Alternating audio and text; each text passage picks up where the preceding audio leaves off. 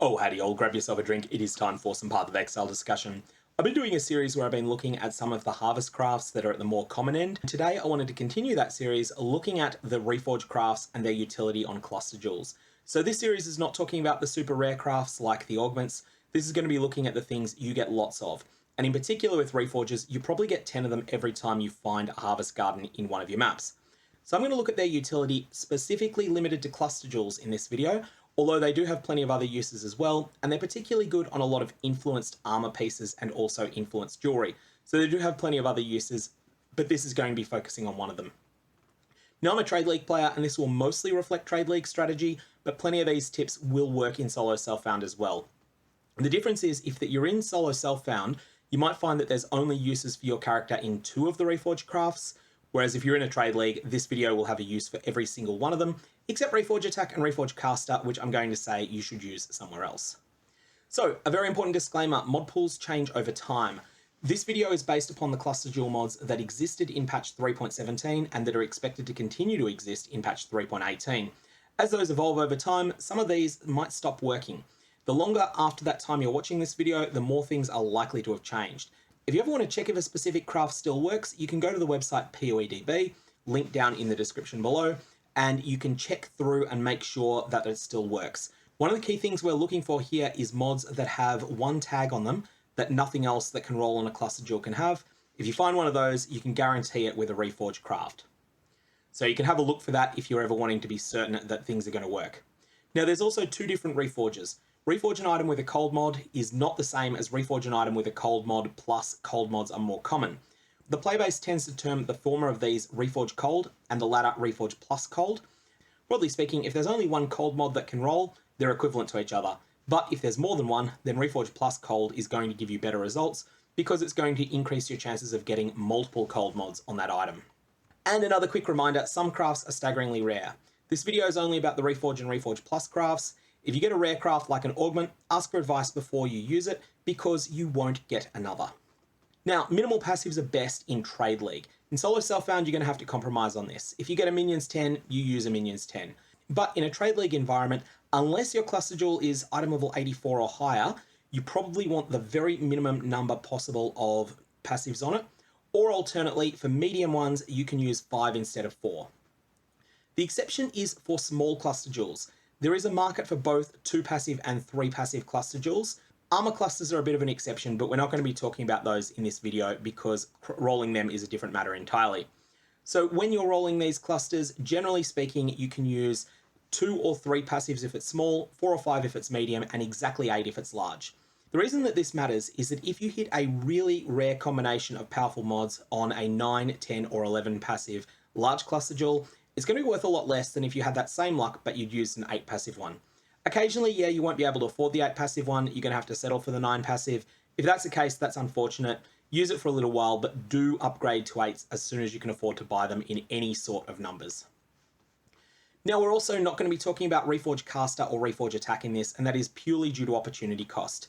Reforge Caster is far better on influenced rings. Reforge Attack is far better on influenced chess pieces. If you are an SSF player and you're interested in some of these exceptions, or for that matter, if you just want to download this presentation, you can do that from my blog, sirgog.com, also linked down in the description below. So let's start with Reforge Chaos. Now this can hit chaos resistance on all clusters. The fact that there is a chaos resistance mod on every type of cluster means that Reforge Plus is meaningfully better if you are trying to hit a chaos tagged mod. I also quite like the impact of Reforge Chaos on Viridian jewels, Cobalt jewels, and all armor pieces. For that reason, there is a bit of an opportunity cost to using a Reforge Chaos on a cluster jewel. Every Reforge Chaos that you use on a cluster jewel is one that you can't use on a Viridian jewel. You might decide that sometimes it is right not to use your Reforge Chaos crafts on your cluster jewels. But with that out of the way, life clusters with either 2 or 3 passives are an okay use of these, especially if you get item level 78 plus ones, because that adds tier 2 chaos resistance into the pool. One of the reasons you're doing this is that there is a mod called Blessed that can roll on these that is arguably the 3rd best of the life mods, and it is very likely to show up when you're using Reforge Chaos. Also, you can bias towards Grim Oath on an 8 passive physical cluster, although Grim Oath often tends to be better to roll on a Chaos cluster instead, and you can also get Grim Oath via other means there. Next up is Reforge Cold. Now, Reforge Cold, Reforge Fire, and Reforge Lightning all have similar but not identical uses. That's because many of the good mods you might want to roll have all three tags on them. Now, most attack 8 joules, so I'm talking here about 10% increased damage with attacks, but I'm also talking about 12% increased damage with a single weapon type, so 12% increased damage with claws and daggers. For some reason, claws and daggers together count as one weapon type with cluster joules. Most of these attack 8 joules can roll Calamitous when you use Reforge Cold on them, or Reforge Fire, or Reforge Lightning. This is a very solid mod on elemental attack builds. A great outcome is getting Calamitous and Devastator on the same cluster. A good outcome is getting Calamitous and 2 other notables that are weaker than Devastator. So if you can get that, that's fantastic. You should check the specific attack type, as some of them do have mod pools that differ, and also some specific ones might be quite off meta. So if the meta is everyone's shifting away from two-handed axes, then you probably don't want to use a two-handed one. You want to be using something that's a one-handed weapon or maybe attacks while you're using a shield. Do be aware, of course, of opportunity costs. Reforge Cold, using it on cluster joules, does compete with using it on armor pieces for resist. So, if you're using it on a dexterity base, you might be chasing cold resist, spell suppression, and life all on the one piece of armor. You can get that, that's pretty good. And so for that reason, there is always another use for these crafts. If you don't have the right cluster joule, just throw it on a piece of pure dexterity armor. Now, the other use that is exclusive to Reforge Cold, because everything I've said so far about Reforge Cold applies to Reforge Lightning and Reforge Fire as well. If you can get an 8 passive Lightning cluster, Snowstorm and Storm Rider are both amazing. Most of the time your Cold mod is going to be resist, but sometimes you will see Snowstorm and Storm Rider come up together, or just getting one of them with other good stuff on it. And that is a really good use of your Reforge Colds, but especially those Reforge Plus Colds. Reforge Plus Cold tends to be really good on an 8 passive Lightning cluster joule. So I highly recommend doing that. Next, we're going to talk Reforge Crit. Just a quick note that these also have some good uses on influenced items, and they're also rarer than a lot of the other Reforges. So do keep that in mind. Again, opportunity cost can be a little bit high. Now, if you use these on area damage 4 or 5 passives, this guarantees that you will get Magnifier. Magnifier is a common roll, but a very good roll.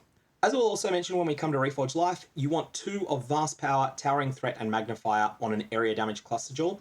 If you can get 2 of those, you've got an excellent cluster that someone's going to really want. Doesn't really matter which 2, and guaranteeing Magnifier helps you get there. You still need to get RNG on your side to get the other one, but that'll happen if you use it enough.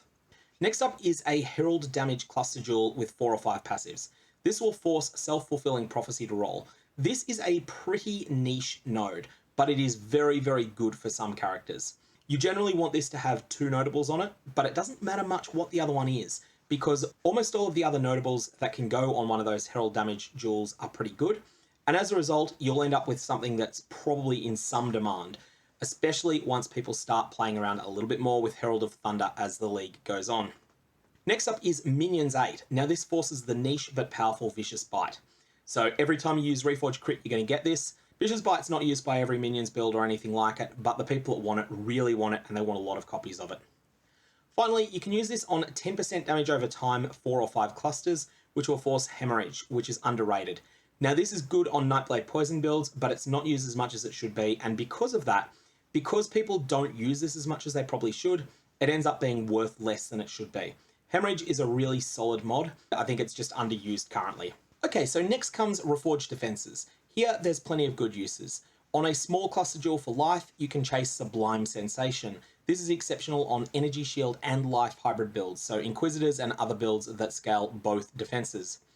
For a cold damage over time cluster, 4 or 5 passives, you're chasing Brush with Death and or Vile Reinvigoration.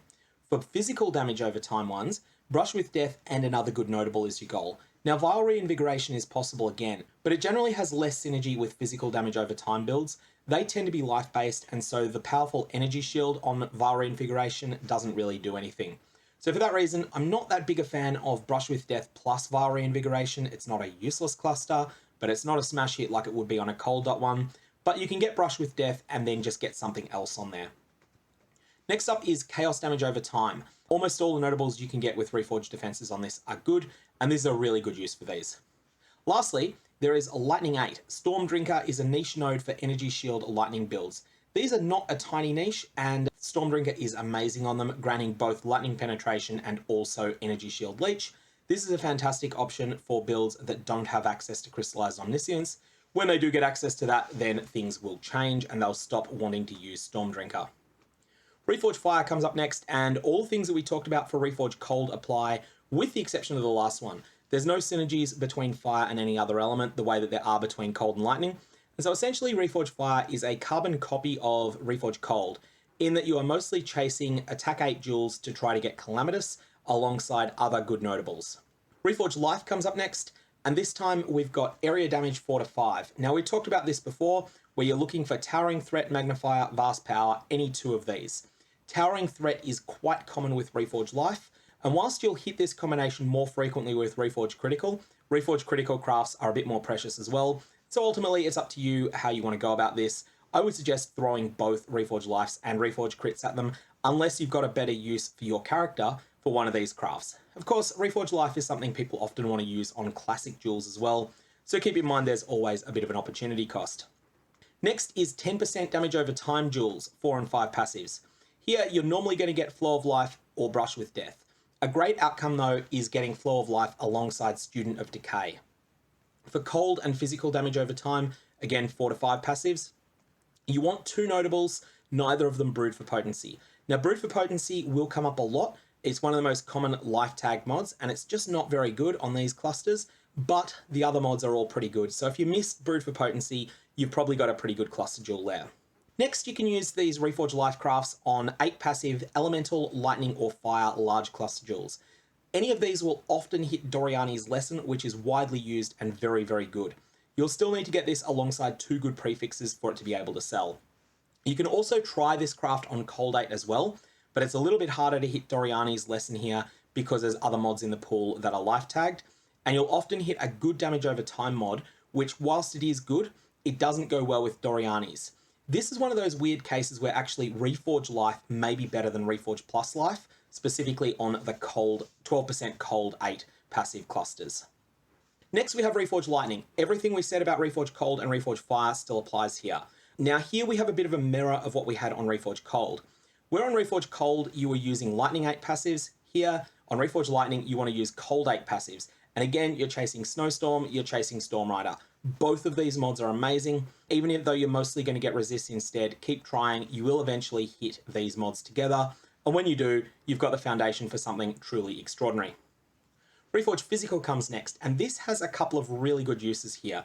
You're chasing Devastator mostly for physical corpse explosions.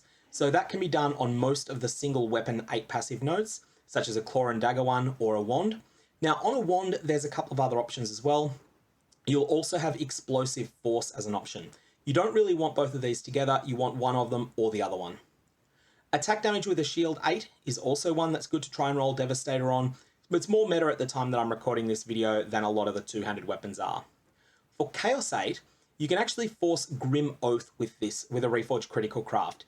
This is a very niche but very, very good mod, especially if you are using a physical damage weapon in order to inflict poisons, or if you are a poison spellcaster and you're inflicting poisons with physical damage spells like Bladefall. Reforge Speed comes up next. Now, all the things we said about rarity that we said with Reforge Crit, they all apply here as well. So these crafts are very good on some influenced items, and they're rarer than other Reforges, so do keep that in mind. On Trap and Mine 4 and 5 passive clusters, there is a good chance to get Guerrilla Tactics. This is a very, very common mod and very, very good. Projectiles 4 and 5, there is an okay chance to hit Aerodynamics. This is not 100%, but it's good enough that it's worthwhile doing, and this is +1 Pierce. It is a fantastic mod. For Chaos damage over time, 4 or 5, Septic Spells is absolutely guaranteed here. Now, most players don't want this notable, but for the few that do, it is absolutely amazing. This is one of the things that empowers Poison Spellcaster archetypes, and is very good on those archetypes. Anyway, that's all we've got on this. May your Varlorbs have interesting results, and may your harvest crafts be fruitful. I will see you around.